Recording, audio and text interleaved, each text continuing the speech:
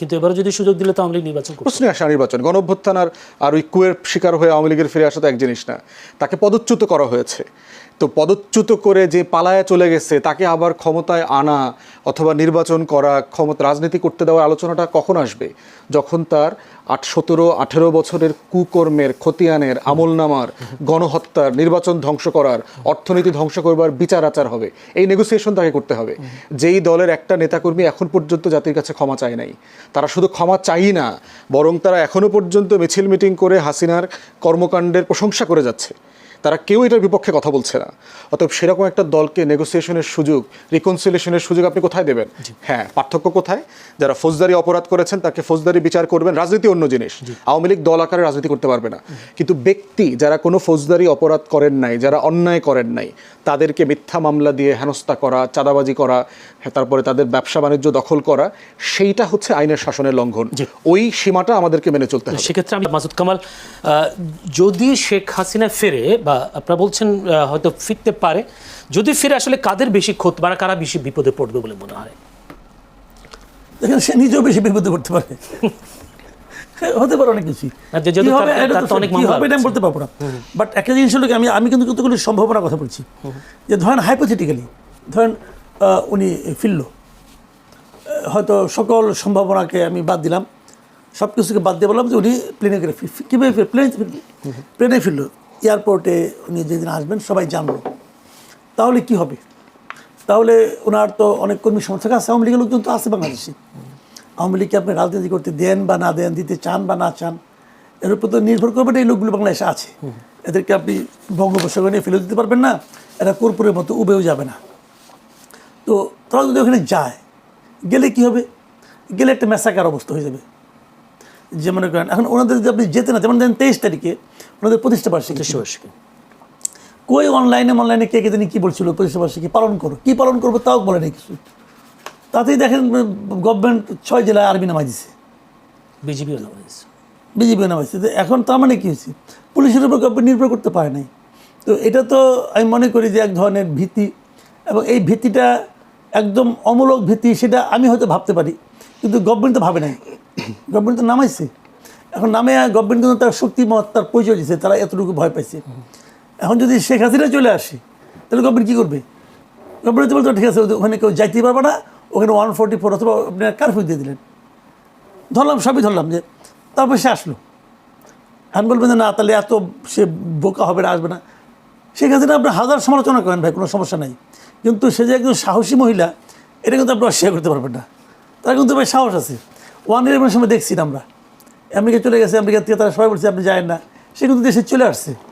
তো এখন সাহস, দুঃসাহস অনেক কিছু হতে পারে। ধরলাম এই সাহসটা তার জন্য ক্ষতিকর, ধরে নিচ্ছি কথার কথা, ক্ষতিটা কী হবে? তাকে নিয়ে আপনি জেলে ঢোকাবেন, ঠিক আছে, ঢুকালে পরে কী হবে? তাহলে ফাঁসি দিয়ে দেবেন, কারণ তার মধ্যে তো ফাঁসি রায় আছে, অথবা আপিল হবে। আপিলের দিনের পর এখনও হবে কিনা আমি জানি না, ডিসেম্বরে আসলে বোধহয় আপিলের মেয়াদ থাকবে কিনা বলতে পারবো না, মনে হয় থাকবে না। তাহলে আপনি তার ফাঁসিতে চড়াই দিলেন, তারপর কী হবে? তারপরে কিন্তু সহজ কিছু হবে না। তারপরে যেটা হবে সেটার আফটার ইফেক্টে কিন্তু গভর্নমেন্টকে ভাবতে হবে। বাংলাদেশে একটা অস্থিরতা আর কতদিন চলবে ভাই? কাজেই আমি জানি না উনি কেন এগুলি বলেন, কেন বলেন না, অথবা সরকার কীভাবে হ্যান্ডেল করবে, আমি এগুলি বলতে পারবো না। কিন্তু একটা জিনিস হলো কি জানেন, আমি নিজে সবসময় মনে করি যে দেশে অস্থিরতা বেশি দিন থাকা ঠিক না। দেশটাকে আপনি দেশটাকে যদি গড়তে চান, সামনের দিকে নিতে চান, দেশটাকে দয়া করে বিভক্ত করেন না। ফুয়াদ ভাই এখানে আছেন, ওনার পলিটিক্যাল পার্টি ওনার একটা আছে, ওনাদেরও একটা ভয়েস আছে। কিন্তু আমি সকল পলিটিক্যাল পার্টিকে বলি যে আপনারা বিভক্তি রাজনীতি আর করেন না। যে খারাপ, সে সমাজে খারাপভাবে চলবে, লোকে তাকে খারাপ বলবে, তাকে লোকে ভোট দেবে না। কিন্তু সবাইকে নিয়ে চলার চেষ্টা করেন। ওই তুমি বাদ, তুমি এই দেশে নাগরিকই না, যাও, তুমি কোনো কথা বলতে পারবে না। এই যে প্রবণতাটা না, আলটিমেটলি দেশের জন্য লং রানে কোনো উপকার আসবে না। এটা আমি নিজে পার্সোনালি বিশ্বাস করি। আর ফুয়াদ ভাই যে কথাটা বললো যে আওয়ামী লীগ মানে যে দলটাকে দেশ থেকে একবার পালাইয়া যেতে হয়, তারা আর ব্যাক করতে পারে না, এটা হয়তো অনেক জায়গায় আছে, আবার অনেক জায়গায় নাইও। কিন্তু কি আছে কি নাই তার উপর আগামীকালকে হবে, এটাও ঠিক না। আবার বৃষ্টির দিনে বজ্রপাত হয়, শুক্রবার সময় বজ্রপাত হয়, হতেই পারে। এই যে মার্কোস চলে গেছিলো ওটা ফিলিপিন্স থেকে, তার পোলা তখন ওই দেশের করে সরকার প্রধান, তারই ছেলে, ওই পার্টি। তো এগুলো হবে না একদম, তা তো না। তো এখন কোশ্চেনটা হলো কি, মানুষ অনেক কিছুই ভাবে। বিষয়টা হলো যে বর্তমান সরকার যদি আওয়ামী লীগের আসার প্রয়োজনীয়তাটাকে জনমনে বুঝাতে পারে যে ওকে ছাড়াও তোমাদের চলবে, দেখো না আমি কত ভালো করতেছি, তাহলে মানুষ চুপচাপ থাকবে। আর সরকার যদি সেই কাজটা যে জিনিসটা ডক্টর ইউনূস পারে নাই, ডক্টর ইউনূসটা একটু সুবর্ণ সুযোগ পাচ্ছিল, কিন্তু সেটা পারে নাই করতে। এখন দেখা যাচ্ছে যে ইউনূসের আমলে নাকি সবচেয়ে বেশি দুর্নীতি হয়েছে। যদি সে ঠিকঠাক মতো চালাইতে পারতো, মানুষ তো ভুলেই যেত আওয়ামী লীগের কথা, কিন্তু সে তো পারে নাই। ধীরে ধীরে ধীরে ধীরে ধীরে ধীরে আওয়ামী লীগ, আপনার রাস্তাঘাটে যান, আমি তো রাস্তাঘাটে যাই, তো অনেক সময় দেখা সাক্ষাৎ হয়, লোকজন তো কথাবার্তা বলে, শুনি তো। এটা তো শোনার জন্য আওয়ামী লীগকে খেদানো হয় নাই। যে কথা শুনি এটা শুনতে তো আমি চাই না, কিন্তু শুনি তো। মানুষ জুলাই গণঅভ্যুত্থানে যে হতাহতের ঘটনা ঘটিয়েছে আওয়ামী লীগ সরকার বা শেখ হাসিনার নেতৃত্বাধীন, সেই ঘটনার জন্য শেখ হাসিনা তো ক্ষমা চায়নি, তাদের দলের নেতাকর্মীরাও ক্ষমা চায় না, যার ফলশ্রুতিতে আওয়ামী লীগে ফিরে আসাটা। এটা কিন্তু আমি বলি আপনাকে, 24-এর গণঅভ্যুত্থানে যে ঘটনাবলী ঘটছে, যে মর্মান্তিক ঘটনাগুলো ঘটছে, এর জন্য আওয়ামী লীগ সরকার দায়ী, শেখ হাসিনার সরকার দায়ী। ধরেন পঞ্চগড়ে আওয়ামী লীগের যে সভাপতি, ইউনিয়ন সভাপতি, সে দায়ী। যদি সে অভ্যুত্থানের বিরোধী থাকে তাহলে তো বিরোধী থাকে আপনি কীভাবে বুঝবেন? ওই সময় আমরা দেখেছি তো, ওই সময় কি ও বলছে যে হ্যাঁ শেখ হাসিনা আমি আপনার সঙ্গে আছে, আপনারা করেন, আর ওইটা শুনে শেখ হাসিনা গুলি করছে? না, তা তো না। তাহলে বিষয়টা হলো কি, যে আপনি একটা ঘটনার জন্য সবাইকে দায়ী করেন না। সবাইকে দায়ী করলে আর কেউ থাকবে না, বাকি ভাই সবাইকে দায়ী করলে আর কেউ থাকবে না, সবাই মিলে এই একাম করে নাই। তো এখন এই ঘটনাগুলির জন্য আওয়ামী লীগের উচিত ছিল ক্ষমা চাওয়া, আমি মনে করি পার্সোনালি ক্ষমা চাওয়া উচিত ছিল। সেই ক্ষমা চাওয়ার মতো উদ্যোগ আপনি নিয়েছেন, নেন না কেন? সরকারই তো নিতে পারে ইচ্ছা বলে। ক্ষমাটা সে কোথায়, কার কাছে চাবে? 1 নম্বর। 2 নম্বর, প্রথম দিকে কয়েকদিন দেখেন আওয়ামী লীগের, আমি যেটা মনে করি আওয়ামী লীগের ওই সময় সরকারে যারা ছিল, আওয়ামী লীগ দল যারা চালাতো, সেন্ট্রাল কমিটিতে যারা ছিল, আওয়ামী লীগের বিভিন্ন এমপি যারা ছিলেন, এরা প্রত্যেকটা লোককে আপনি দায়ী করতে পারেন, কোনো সমস্যা নেই। কিন্তু তার বাইরে এরকম লোক খুঁজতে সারা দেশে কত হবে? 10,000 হবে, 50,000 হবে, 1 লাখ হবে, এর চেয়ে বেশি আপনি পাবেন না যারা এই কাজের সঙ্গে জড়িত ছিল। তো তাদের কি হবে? তাদের কি রাজনীতিকের অধিকার থাকবে না? এটা কি আপনি বলবেন না এই আওয়ামী লীগের রাজনীতি এর জন্য দায়ী? যদি আপনি বলেন আওয়ামী লীগের রাজনীতি কি 2014 থেকে শুরু হয়েছে নাকি ভাই? এর আগে আওয়ামী লীগের রাজনীতি ছিল না? অবশ্যই ছিল। তাহলে এই যে এত সরলীকতা, হ্যাঁ আপনার হয়তো ব্যক্তিগত একটা ক্রোধ থাকতে পারে, রাগ থাকতে পারে, ওই যে ক্ষমা চাওয়ার কথা বলতেছেন, ক্ষমা তো জামাতও চায় না। জামাত চাইছে ক্ষমা পর্যন্ত, জামাত ওই সময় এই রাজনীতি করে নাই। ওই সময় যে গণহত্যা হয়েছে, ওই গণহত্যার প্রতি কি জামাতের রাজনীতি ছিল না? জামাত ক্ষমা চাইছে? চায় নাই তো। আমাদের এখানে আওয়ামী লীগও চায় নাই, জাসদও চায় নাই, ওয়ার্কার্স পার্টিও চায় নাই। চাওয়া উচিত আমি মনে করি। তোমরা তো ভুল করছো রে ভাই। জি, যেতে চাই ব্যারিস্টার সাজ্জামান ফুয়াদ। আমরা একটি অন্য প্রসঙ্গে যেতে চাই, যেহেতু আজকে বাজেট আলোচনায় প্রধানমন্ত্রী তারেক রহমান তিনি বলেছেন যে কোনোভাবে তিনি তিস্তা মহাপরিকল্পনা বাস্তবায়নের অঙ্গীকার তিনি করেছেন। এক্ষেত্রে আবার এনডিটিভির একটি প্রতিবেদন, সেখানে বলা হচ্ছে এই তিস্তা মহাপরিকল্পনায় চীনের যে সহযোগিতার কারণে ভারতের একটা উদ্বেগ রয়েছে। এই উদ্বেগটা কি কোনো প্রধান কারণ হয়ে যাবে কিনা ভারতের উদ্বেগটা? যদিও চীন আবার চীনের রাষ্ট্রদূতের জবাবও দিয়ে দিয়েছেন। আপনি কি মনে করেন তিস্তা মহাপরিকল্পনা বাস্তবায়ন কতটা সহজ বা করা যাবে কিনা, যেহেতু আওয়ামী লীগ আমলে আমরা বারবার পিছাতে দেখেছি? আচ্ছা, মাসুদ ভাইয়ের একটু রেসপন্স করি। সেটা হচ্ছে যে আওয়ামী লীগ আর সরকার আলাদা করার এই চেষ্টাটা কিন্তু গণহত্যাকে ছোট করার একটা অ্যাটেম্প্ট হয়ে যাবে আর কি। মাসুদ ভাই হয়তো গুড ফেতে বলে থাকতে পারেন। প্রশ্ন হচ্ছে যে আওয়ামী লীগ সরকারটা জিনিস কাঠামোটা কী, সে কিসের উপরে ভিত্তি করে তার এই সকল কর্মকাণ্ড করেছে? দেখেন, শুধু কি পুলিশ, র্যাব, আইনশৃঙ্খলা বাহিনীর লোকজন গুলি করেছে? গুলি কি আওয়ামী লীগ করে নাই? ছাত্রলীগ, যুবলীগ, স্বেচ্ছাসেবক লীগের ছেলেপেলের হাতে কি আমরা অস্ত্র দেখি নাই? শত শত খুন গত 15, 16, 17 বছরে, হাজার হাজার খুনের সাথে কি এই বাহিনীগুলো জড়িত ছিল না? তারা বিরোধী দলের নেতা, বিএনপি, ছাত্রদল, যুবদল, জামাত, শিবির ধরে ধরে পিটায়া তারপরে হচ্ছে থানায় সোপর্দ করে নাই? এদের বাড়িঘর সহায় সম্পত্তি দখল করে নাই? এলাকা ছাড়া করে নাই? 1,34,000 মিথ্যা মামলা সব কি পুলিশ করেছে? পুলিশকে দিয়ে এরা করায় নাই? তাহলে প্রশ্ন হচ্ছে, এবং আপনার মনে থাকার কথা 14 দলের মিটিং হওয়ার পরে কিন্তু সিদ্ধান্ত হয়েছিল যে ইমার্জেন্সি ডিক্লেয়ার করা হবে, আপনার মনে আছে?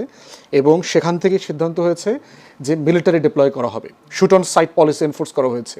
মিলিটারি ডিপ্লয় করা হয়েছে 14 দলের মিটিংয়ে কিন্তু, এবং সেটা গণভবনে হয়েছে। তো 14 দলের ভিতরে কি আওয়ামী লীগও দল আকারে উপস্থিত ছিল না? এই গণহত্যার জন্য বাহিনীগুলোকে নামানো, এমার্জেন্সি কল করা, মোবাইল ইন্টারনেট বন্ধ করে দেওয়া, কালেকটিভলিতে এইগুলো করেছে।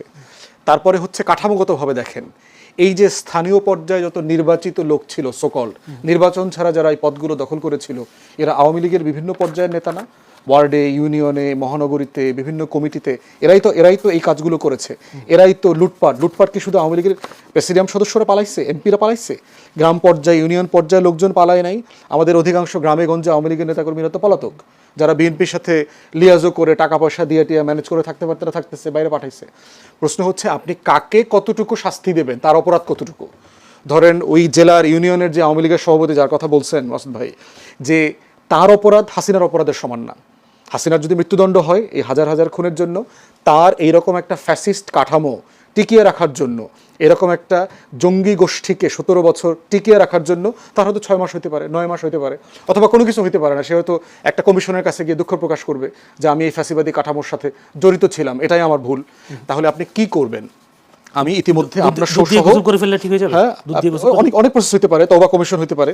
আমি এটার একটা ডিটেল প্রস্তাবনা আপনার সাথে সহ বিভিন্ন জায়গায় বলেছি যে আমাদের একটা পাবলিক হিয়ারিং কমিশন করা দরকার, গণশুনানি কমিশন, যেটা আমেরিকাতে সিনেট হিয়ারিং হয়, কংগ্রেশনাল হিয়ারিং হয়, ব্রিটিশ পার্লামেন্টে হয়, যেখানে আপনার দক্ষিণ আমেরিকা থেকে শুরু করে যেখানে যেখানে গণহত্যা হয়েছে সেরকম বহু দেশে এরকম কাঠামোগত গণশুনানি আছে, যেখানে এসে ভিকটিমরা কথা বলবে, রাজনীতিবিদরা কথা বলবে, সাংবাদিকরা কথা বলবে, মানবাধিকার কর্মীরা কথা বলবে, আওয়ামী লীগের নেতাকর্মীরাও গিয়ে কথা বলবে। তারা গিয়ে কনফেশন করবে যে কে কতটুকু অন্যায় করেছে, করে নেই, এবং তখন আপনি ফৌজদারি মামলা হিসাবে হিসাব করবেন। সেক্ষেত্রে তো মাসুদ ভাই বলছেন যে আওয়ামী লীগ ক্ষমতা কেন চাইবে? জামাতও তো ক্ষমতা চায়নি, জাসদ ক্ষমা চায়নি। সেটার জন্য দায় কার? সেই দায় কি আমাদের জেনারেশনের, মানে 2024-এর গণ অভ্যুত্থান যারা করছে তাদের দায়? এটা তো ওনাদের জেনারেশনের ফেইলিওর, যারা গত 40-50 বছর ধরে পলিটিক্স করছে, পলিটিক্যাল পার্টিসগুলো, তাদের কালেকটিভ ফেইলিওর যে তারা সেই কাজটা কেন করতে পারে নাই। তাহলে প্রশ্ন হচ্ছে আপনি 24-এর ফ্রেমকে তো 24-এর মতো করে ডিল করবেন, আপনি কি 71-এর ফেইলিওরটাকে কন্টিনিউ করতে চান? ওখানে কাউকে দোষী করা যায় নাই, অ্যাকাউন্টেবল করা যায় নাই, সো 24টাও আমরা মাফ করে দেবো, মানে এটা তো হইতে পারে না। আপনি পুরাতন একটা অপরাধের বিচার করতে পারেন নাই, এই জন্য কি আপনি 24-এর অপরাধের বিচার করবেন না? তাহলে কাঠামোগতভাবে তো এই জিনিসকে আমরা মেনে নিতে পারি না। যারা গণহত্যা ধ্বংস করেছে, তারা আমাদের ফাইন্যান্সিয়াল সেক্টর, আপনি বাজেট নিয়ে আলোচনা করবেন, এই বিএনপিকে এখন আমরা যত সমালোচনা করব, এর প্রত্যেকটা সমালোচনার রসুনের কোয়া তো আপনার আওয়ামী লীগের মধ্যে, তার 17-18 বছরের শাসনের যে কাঠামো, যেগুলো আমরা এখনো ফেস করতেছি। সেই জন্য হচ্ছে আওয়ামী লীগের ব্যাপারে গণশুনানি কমিশন করেন। অনেকগুলো মডেল আছে, আমি অনেকগুলো মডেলের কথা এর আগে বিভিন্ন সময় বলেছি। আপনি সাউথ কোরিয়ান মডেলের কথা বলবেন, অথবা জার্মানির মডেলে যাবেন, অথবা হচ্ছে আপনি রিসেন্ট কোনো মডেল আপনি আবিষ্কার করবেন, রুয়ান্ডার মডেলে যাবেন, এগুলো নিয়ে কথা বলেন, সরাসরি কথা বলেন কি অপশনে যাবে। কিন্তু পলিটিক্স ইজ অন্য জিনিস, পলিটিক্যালি তার কোনো স্পেস থাকতে পারবে না এই কাজের পরে, বিচারিক প্রক্রিয়া শেষ না হওয়া পর্যন্ত। তিস্তা মহাপরিকল্পনা বাস্তবায়ন নিয়ে প্রথম কথা হচ্ছে যে উদ্বেগ দেখেন কিনা? রাইট, প্রশ্ন হচ্ছে যে ভারতের উদ্বেগ থাকা না থাকার বিষয়ে আপনি আলাপ করতে পারেন, কিন্তু প্রশ্ন জিনিসটা আমার করা দরকার সেই জিনিসটা আমাকে করতে হবে। আমি ধরেন যদি বেশি পেঁয়াজের চাষ করে আমি ইন্ডিপেন্ডেন্ট হয়ে যাই, আমার আর পেঁয়াজ ভারত থেকে আমদানি করার না লাগে, এই প্রশ্নটা কি ভারতের উদ্বেগের সাথে সংশ্লিষ্ট, অথবা আমার কিছু যায় আসে কিনা? আমি যদি এখানে পদ্মা ব্যারেজ করে আমার 34-35টা জেলার কৃষক, আমার যারা জেলেরা আছেন, আমার যারা ওই পাড়ের মানুষগুলো আছেন, কোটি কোটি মানুষ, তারা যদি সচ্ছল জীবনযাপন করতে পারে, তাহলে সেটা নিয়ে কি ভারতের উদ্বিগ্ন হওয়ায় আমার কিছু যায় আসে কিনা? আমি যদি সীমান্ত পাহারাদার বাড়াই সংখ্যায়, সীমান্তে আমি আধুনিক অস্ত্র দেই, আমি যদি ক্যামেরা লাগাই, রাতের ভেতরে নাইট ভিশন ক্যামেরা দেই, এইটা করাই, রাডার বসাই, তারপরে ড্রোন ইউজ করি, এতে কি ভারতের উদ্বিগ্নতায় আমার কিছু যায় আসে কিনা? প্রথম কথা হলো আমার যায় আসে না, কিছু যায় আসে না। আমি যেটা করব আমার দেশের স্বার্থে এটা করার দরকার কিনা, তারপর হবে বলে মনে হয়, হবে কিনা সেটা অন্য আলোচনা। বাট কনসার্নের কথা বলছি যে দিল্লির এখানে কনসার্ন আছে, এটাতে প্রথম কথা হচ্ছে আমার কিছু যায় আসে না কার কি কনসার্ন আছে। দ্বিতীয়ত হচ্ছে তারপরও প্রতিবেশী রাষ্ট্র হিসেবে তার সাথে আপনি কথা বলেন, কি কনসার্ন আপনার বলেন আমাকে, আপনার কোন কনসার্ন আছে যেটা আপনার সভরেন্টিকে এফেক্ট করতেছে, যেটা আমি কাজটা করলে আপনার ক্ষতি হবে। আপনি কি আমার কোনো কনসার্ন মেনেছেন?